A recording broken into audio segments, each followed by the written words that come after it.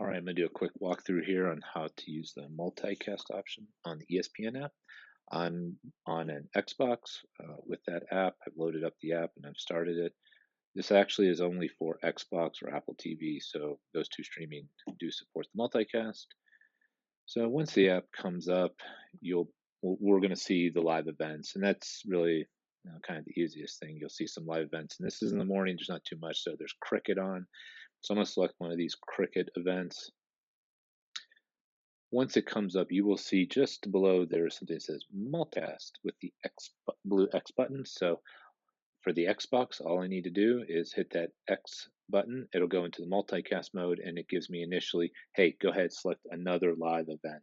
It only gives me these options here. I'm not really sure why it doesn't give you full options, because it does work with other recorded programs and stuff, but we'll see that in a minute. But I can scroll through here. It gives me, I don't know, 10 or 12 options.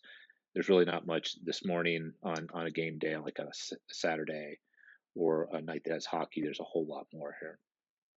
So I'll go ahead and just select first take, and after a few moments, it's going to populate that other window. All I had to do is hit the A button to select it, and then it's going to take some time there. I can see at the top, I can do 2 up, a picture in picture, 3 up, 4 up, or a grid. So you can do up to 4 at one time.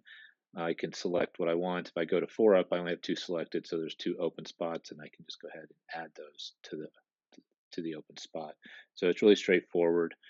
When you're ready, you just hit the button for full screen mode, and I'm in full screen mode now.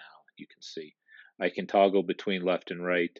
Whichever window gets focused is which the volume I have. I can also use that select button you can see over in the far left and the bottom, and I can move the windows into different positions. I can back out of here and exit multicast whenever I want. And I'm back to the main kind of menu.